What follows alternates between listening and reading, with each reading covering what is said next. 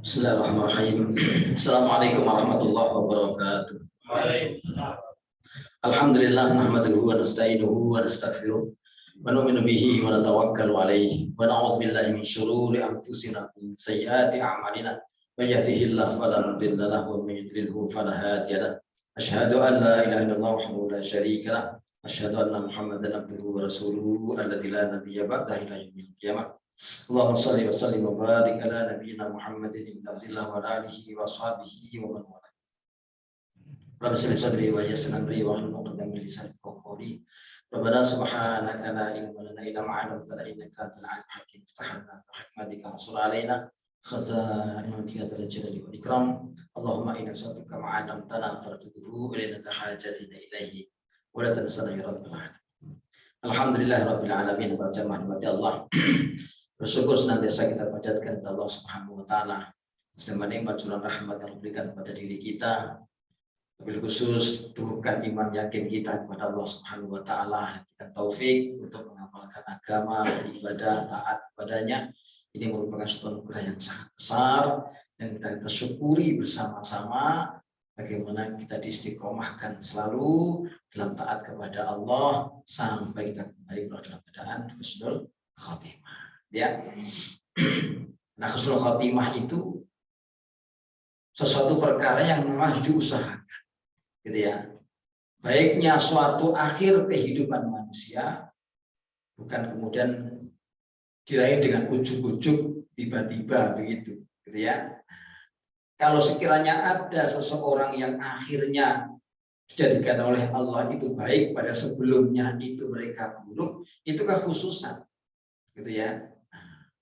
Sesuatu yang memang takdir sudah berjalan seperti itu. Tapi kita tidak boleh untuk membuat daripada aturan sendiri atau mengikuti begitu. Ya. Jadi dengan istiqomahnya suatu amal kebaikan ketaatan inilah yang akan membawa daripada suatu husnul khotimah. Gitu ya. Istiqomahnya kebaikan amal. Kalau sekiranya ada satu dua orang yang mungkin dulunya latar belakangnya itu rusak, kemudian di akhirnya kok kemudian dapat hidayah, tidak lama mati, itu memang satu keuntungannya.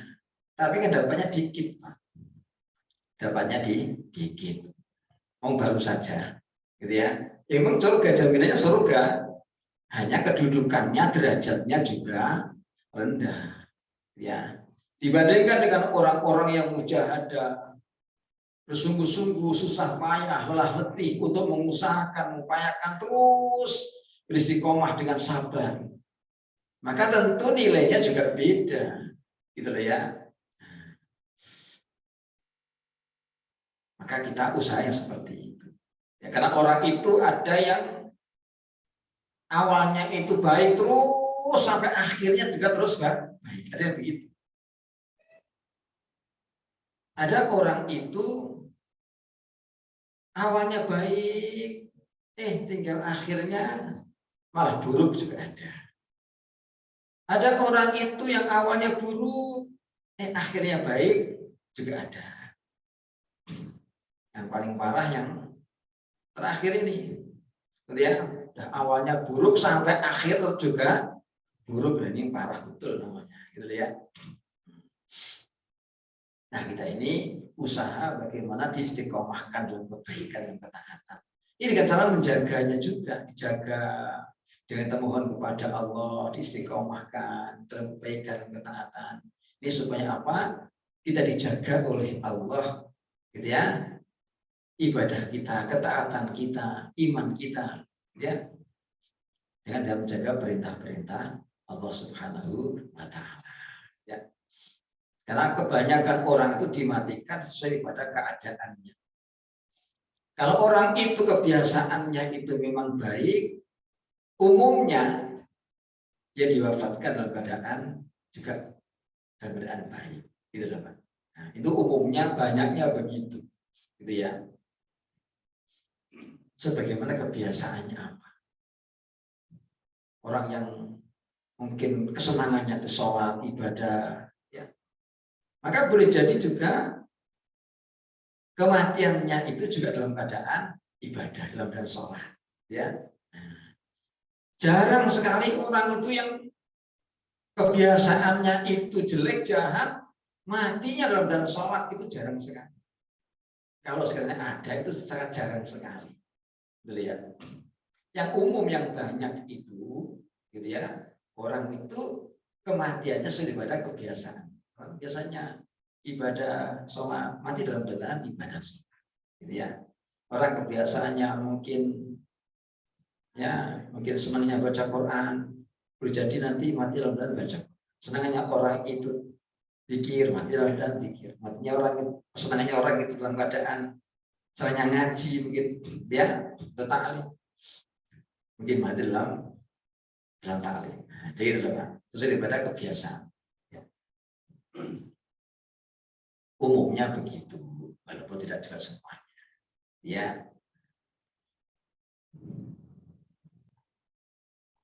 Yang penting kita usahakan terus menjaga dalam satu ketaatan. Ya, ini yang kita syukuri. Jadi Allah buat agama kepada kita ini agar kehidupan kita itu tertata, ya, tertata, terjaga, dan juga menjadikan sebab daripada keselamatan dan kebahagiaan. Jadi begitu. Jadi agama dibuat oleh Allah itu agar manusia itu hidupnya itu tertata, teratur, sehingga terjaga, sehingga terpelihara, ya, dan menjadikan sebab keselamatan dunia, keselamatan akhirat, kebahagiaan dunia, kebahagiaan akhirat. Jadi begitu. Kalau nggak diatur oleh Allah, nggak ditata oleh Allah, manusia ini jauh melebihi kerusakannya dibandingkan daripada binatang.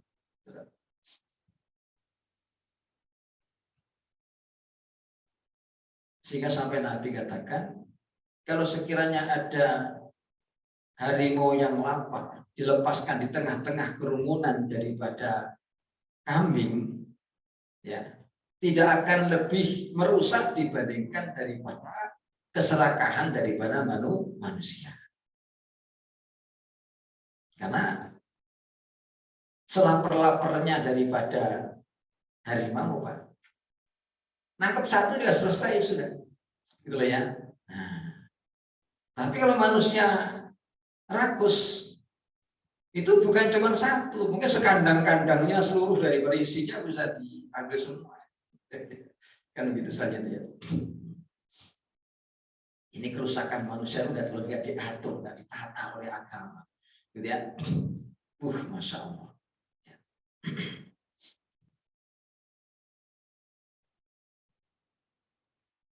Dan agama ini memberikan daripada maslahat kepada diri manusia masing-masing.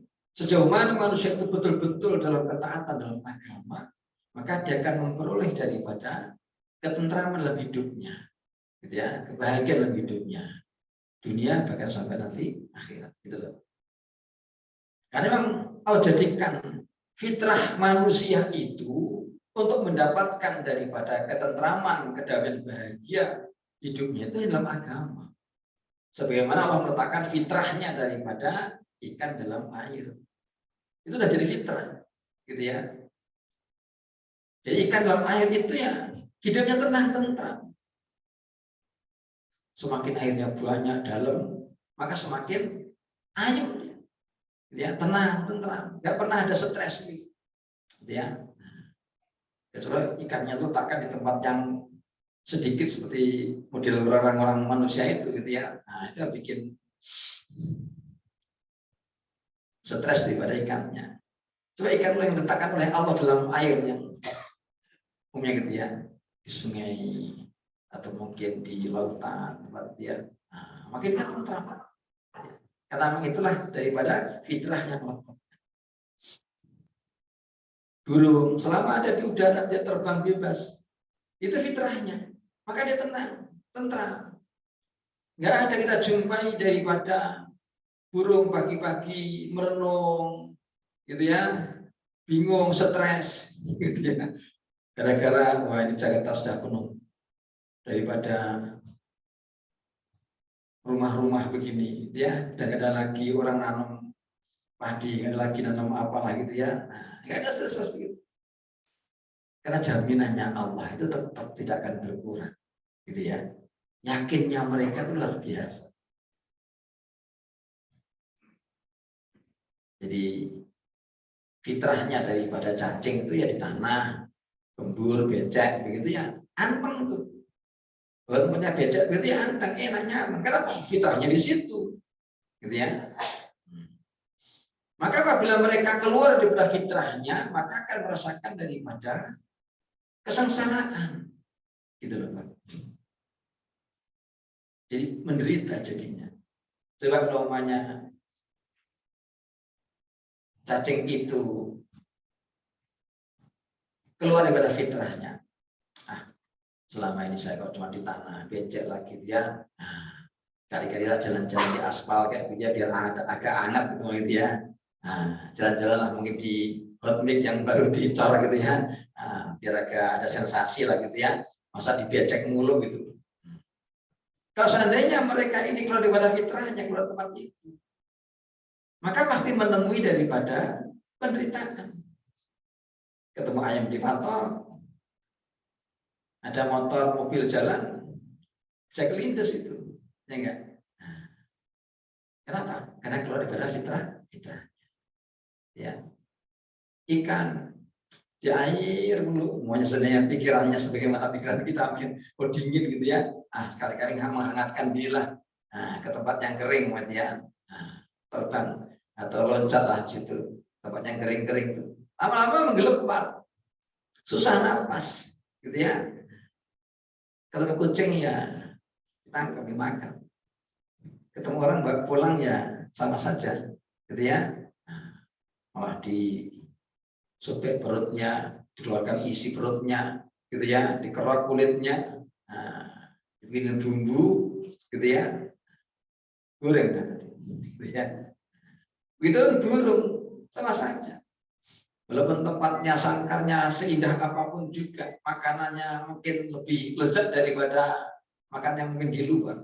Minuman mungkin khusus, minuman daripada air mineral, ketika yang disaring sedemikian rupa, tetap juga tidak akan setentram daripada tempat fitrahnya. Begitupun manusia itu begitu. Fitrahnya ini dalam agama. Orang akan merasakan ketentraman, kedamaian bahagia itu dalam agama. Kalau keluar daripada fitrahnya ini, gitu ya, orang jauh dari agama, jauh dari ketaatannya kepada Allah Subhanahu Wa Taala, ya, nggak mau sujud kepada Allah, nggak mau ibadah kepada Allah, jauh daripada amal agama, maka juga akan semakin jauh kebahagiaan. Ya, tidak akan merasakan ketentraman, ketenangan, kedamaian, kebahagiaan nggak ada. Walaupun mungkin kebendaan materi ada pada dirinya, kedudukan mungkin dia miliki, ya, kekayaan banyak. Tapi kalau tidak taat kepada Allah, tidak ada kebahagiaan, tidak ada ketentraman. Kesenangan ada, ketenangan tidak ada. Lihat.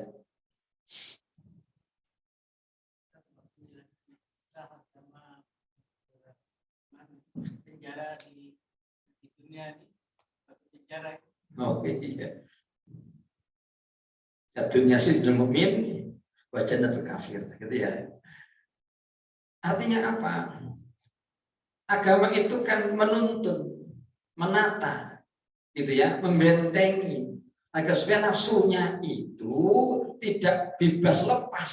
Nah, ketika nafsunya itu bebas lepas, itu yang menjadikan akhirnya akibat daripada kesusahan penderitaannya sendiri, gitu ya.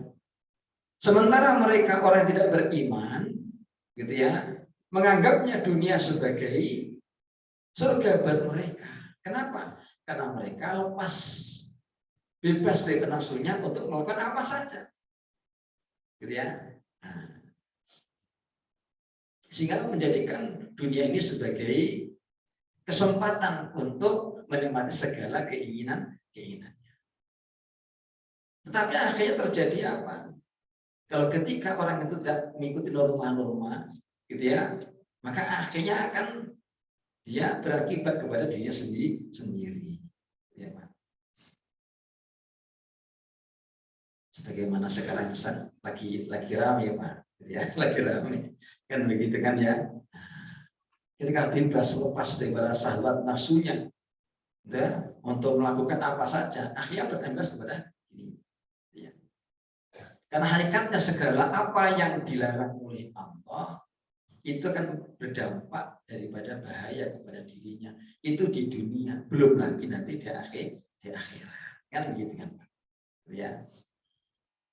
Orang berbuat kejahatan, ketentraman, jadi gitu. Jadi sedikit kenikmatan yang dia lakukan dengan cara maksiat itu, gitu ya, maka akan mengakibatkan daripada penderitaan yang panjang dan lama. Ya. Sebaliknya, kesusahan dalam amal agama yang sedikit ini, maka akan menjadikan asbab daripada kenikmatan yang abadi selamanya juga. Gitu ya. Sesuatu yang nggak halal itu Pak, itu enaknya sebentar, enak sedikit, gitu ya. Tapi nanti dampaknya beratnya panjang lama itu. Ya. Di dunia sudah bermasalah, belum lagi nanti di akhirat. Gitu ya. Tapi kalau susahnya dalam amal agama, sebentar sedikit juga, gitu Pak. Tapi nanti dampak nikmatnya akan panjang dan gitu loh. Makanya kita ulang-ulang itu kita ini beryakin, ya. Ini karena fitrahnya, ya. Maka orang-orang soleh itu, orang-orang taat benar, hidupnya paling tenang. Kenapa? Karena mereka tidak banyak daripada keinginan perkara dunia. Orang yang tidak banyak keinginannya terhadap perkara dunia, maka orang hidupnya paling tenang, paling nyaman, dia paling enak. Hidupnya istighna namanya, gitu ya. Kata Syafi'i begitu. Semakin banyak keinginannya terhadap dunia, maka orang itu semakin akan susah dan menderita. Ini dapat yang itu belum, itu dapat yang belum, terus dia begitu. Maka orang itu tidak akan pernah rasa syukur, gitu ya. Karena yang dilihat apa yang belum ia dapatkan, gitu ya. Tidak melihat apa yang sudah ia dapatkan. Orang yang nggak syukur itu hatinya akan merungsuk, gitu ya. Seperti orang minum air laut begitu, bukan menyegarkan, karena asin malah menjadi haus, kering daripada kerongkongan. Jadi begitu Pak. Nah, semakin diminumnya, semakin haus lagi, semakin kering lagi. Itu terus begitu. Dunia itu begitu. Ya. Masya Allah.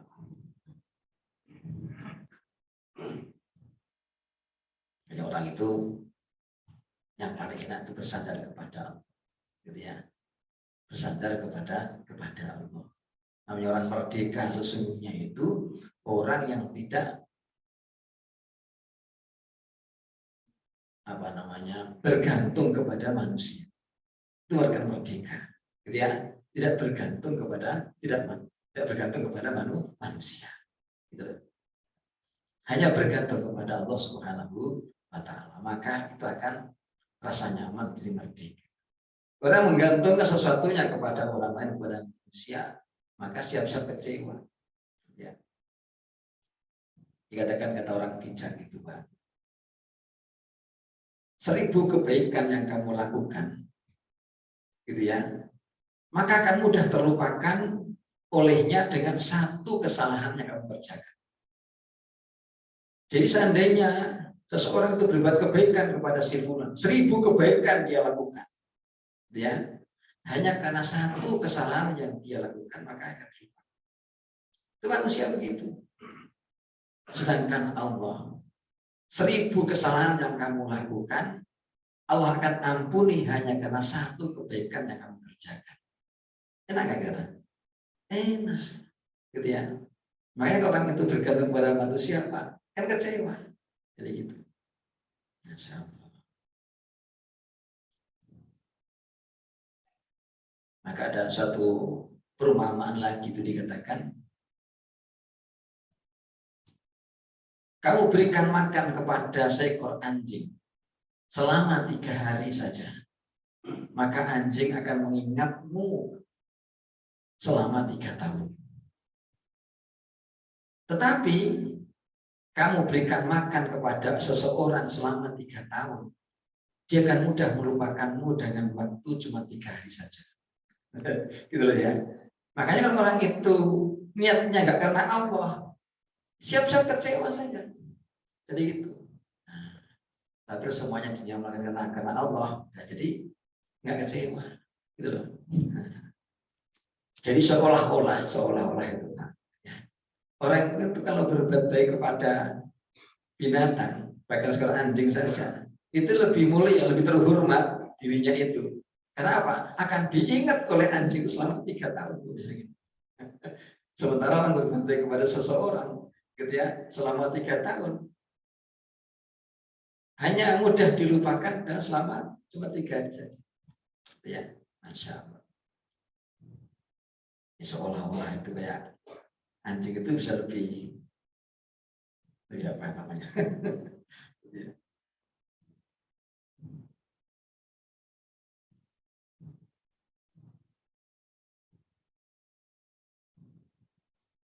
Maka dalam ayat itu dikatakan bahwasanya innama nutaimukum liwajhillah la nuridu minkum jazaa'an wala syukur.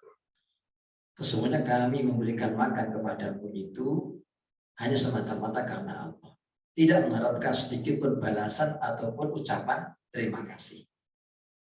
Kalau seperti itu, maka enak sudah. Ya, sudah karena Allah saja. Tidak ada harapan apapun juga.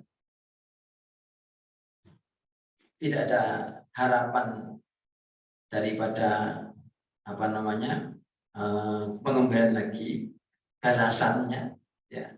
Bahkan sampai ucap terima kasih saja tidak mengharapkan. Mau terima kasih ya terserah, nggak terima kasih ya terserah. Jadi itu loh, itu enak. Itu kalau kita berharap hanya kepada Allah. Kalau kita berharap balasan dari orang yang kita beri, ya bisa kecewa, gitu ya. Maka agama itu mengatur seperti itu, gitu ya. Hanya berharaplah kepada Allah, hanya meminta kepada Allah, hanya beribadah kepada Allah. Jadi itu saya enak.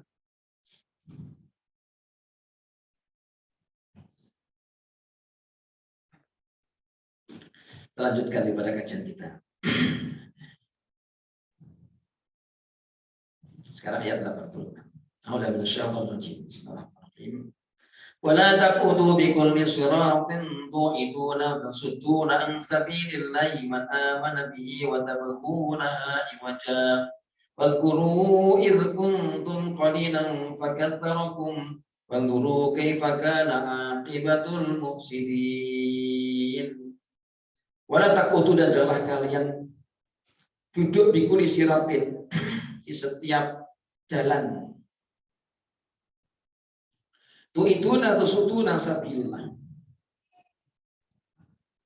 Kalian mengancam dan juga kalian menghalang-halangi dari jalan Allah, man amana bihi, terhadap orang yang beriman dengannya. Wa tabghuna iwajan, dan kalian memilihnya daripada jalan yang bengkok.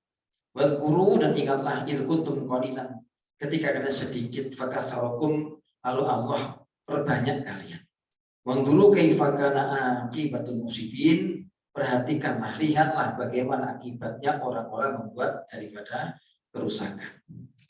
Ini kisah daripada umat Nabi Syuaib alaihissalam, yang disebut namanya kaum Madian.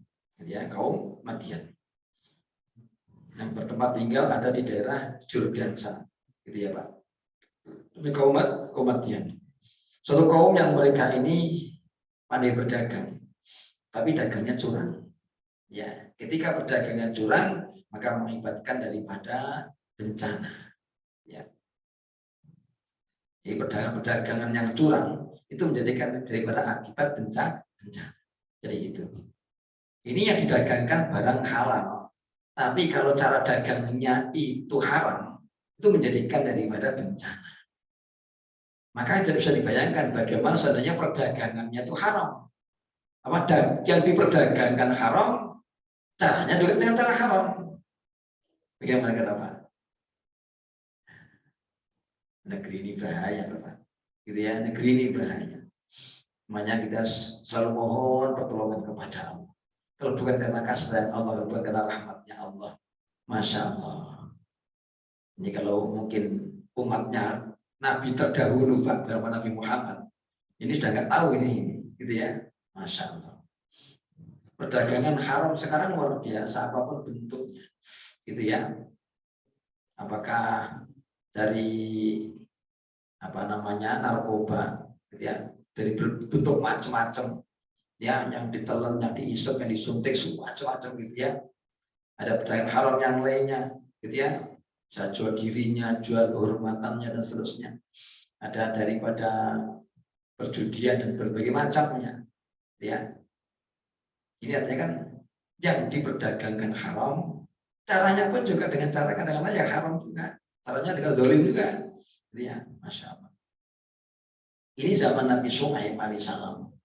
Ini perdagangannya ini yang didagangkan barang halal, gitu ya. Hanya caranya ada yang haram, yaitu dengan mengurangi timbangan ataupun takat. Itu menjadikan sebab daripada datangnya suatu adab atau bencana, gitu loh ya. Nah, sekarang ini Masya Allah, gitu ya. Kan tidak menjadikan suatu barang yang rahasia.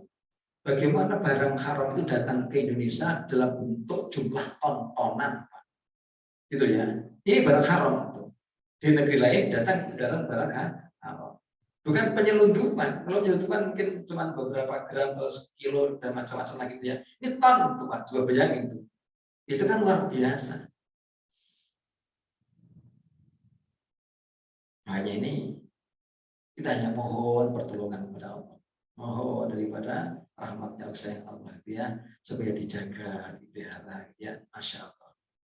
Ini kalau tidak karena orang-orang yang menjaga agama, gitu ya, memakmurkan masjid, gitu ya, mungkin malam hari karena merengek-rengek, nangis, adanya orang-orang seperti itulah yang akhirnya Allah itu tahan-tahan daripada adabnya itu karena kalah dengan rahmatnya, kan begitu kan, Pak? Maka setelah diskusi tidak salah itu terangkan bahwasanya ingin kiranya aku akan menimpakan suatu adab dalam suatu kaum itu. Mungkin karena adanya banyak orang berbuat zalim, berbuat maksiat. Tapi kan adanya orang-orang yang mereka memakmurkan masjid, adanya orang yang malam hari mereka merengek-rengek. Akhirnya apa? Jadi murkanya Allah kalah dengan rahmatnya Allah. Gitu. Nah, kelakuan daripada umat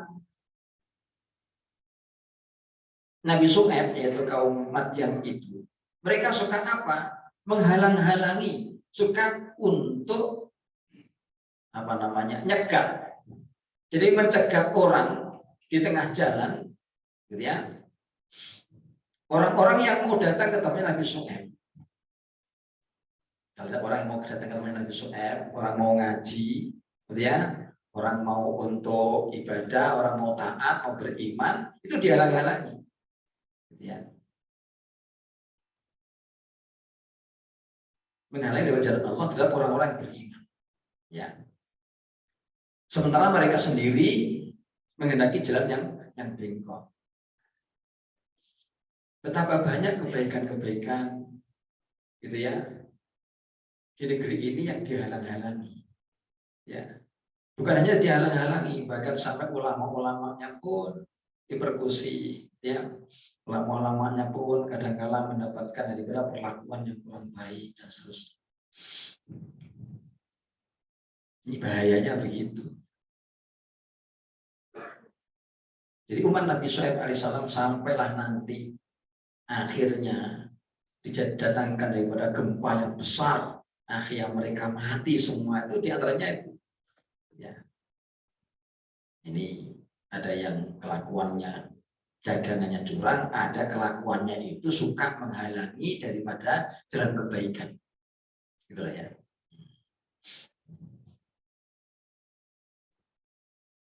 Maka Allah ingatkan kepada mereka, wadhkuru id kuntum qalilan fakatsarukum. Ingatlah ketika kalian dulu sedikit, jumlahku belum kuat, belum hebat, ya. kemudian Allah jadikan kalian banyak. Ini bisa disyukuri, tapi kadang-kadang justru malah jadikan sebagai kesombongan bagi mereka. Merasa banyak, merasa menang, merasa kuat, merasa itu macam-macam. Gitu ya, Masya Allah. Maka lihat, perhatikan bagaimana akibat orang-orang berbuat daripada kejahatan itu. Orang yang suka membuat satu kerusakan, ya, dengan kemaksiatan, dengan kezaliman, dengan kejahatan. Lihat itu dulu, bagaimana orang-orang sebelumnya dulu. Ya, banyak di kalangan umat-umat terdahulu yang akhirnya Allah binasakan mereka gara-gara kejahatan mereka, karena kezaliman mereka, membuat kerusakan dengan kemaksiatan-kemaksiatan. Ini sejarah itu akan berulang kembali, gitu ya. Kejadian akan berulang kembali. Apabila suatu keburukan orang dahulu diulang kembali di zaman ini, maka akan khawatir, gitu ya. Tidak menutup kemungkinan akan terjadi juga daripada azab yang dulu bisa datang di zaman sekarang ini.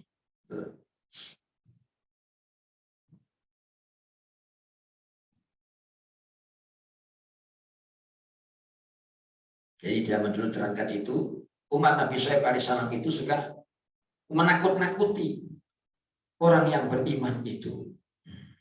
Dengan apa? Akan dibunuh. Ya. Sekarang banyak orang itu ditekan, Pak. Ditakut-takuti. Awas kalau sampai dibocorkan. Ada nggak Pak? Zaman sekarang ini ya. Sampai kalau nanti saya buka rahasia. Gitu ya. Macam-macam pokoknya sekarang ini modelnya begitu. Jadi menakut-nakuti, ngancam-ngancam. Gitu ya. Masya Allah. Tapi semua itu ada akibatnya, Pak. Ada akibatnya. Gitu ya.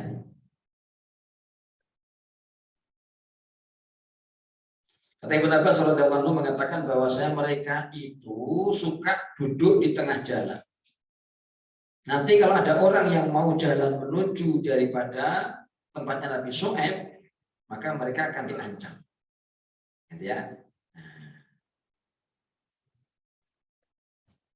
Dan dihalang-halangi di jalan kebenaran itu, dipengaruhi bahwasanya itu Shu'aib itu tidak benar, itu pembohong dan macam-macam lah gitu ya. Jadi berita itu dibolak-balik. Berita itu dibolak-balik. Gitu ya. Jadi kalau sekarang kita dengar berita bermacam-macam, ada yang sifatnya, ada yang apa namanya, bahasa sekarang digoreng lah Pak gitu ya. Nah, mau digoreng, mau direbus, mau dibakar, mau apalah gitu ya. Nah, biar matang dari mana gitu ya. Itu berita-berita tertentu kan suka begitu. Tapi kadang-kadang ada berita yang ini, kadang-kadang yang suka goreng, yang suka ngerebus itu nggak ada suaranya begitu, gitu ya. Nah, tapi kalau yang sedikit persoalannya itu, ini orang baik gitu ya, Masya Allah, gorengannya luar biasa Pak, ya, nah mungkin bisa sampai gosong bolak-balik,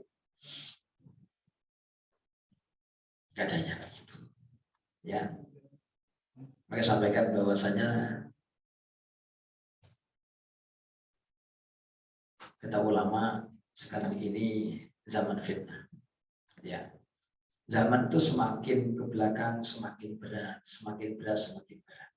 Gitu ya, ujian cobaannya semakin berat, semakin berat.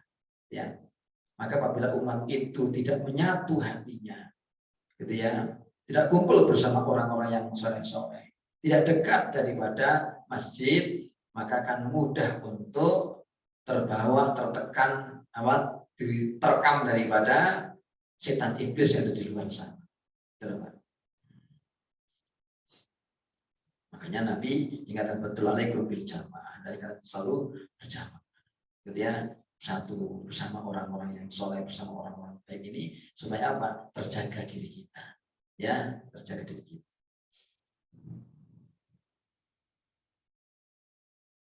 Misalnya,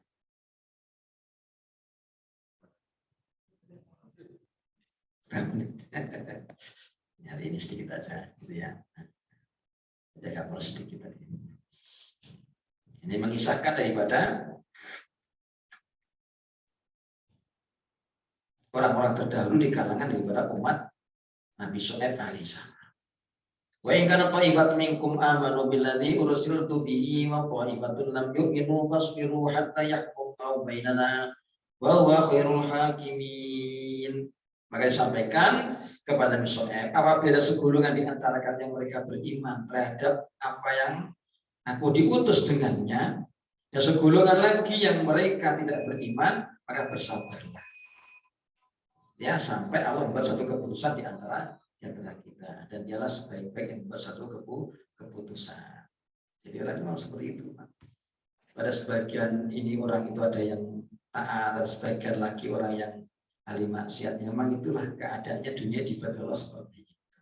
Tapi semua itu nanti ada keputusan dari Allah Subhanahu wa Ta'ala. Kita pilih jalan tersendiri, mereka pilih jalan tersendiri. Ya sudah, kita jalan terus saja. Ikuti jalan yang ditunjukkan oleh Allah Subhanahu wa Ta'ala melalui baginda Rasulullah Shallallahu Alaihi Wasallam. Inilah jalan. Ada gitu ya. Kita aja sudah. Semoga kita selamatkan oleh Allah Subhanahu wa Ta'ala. Ya. Istiqomah dan taat kepada Allah.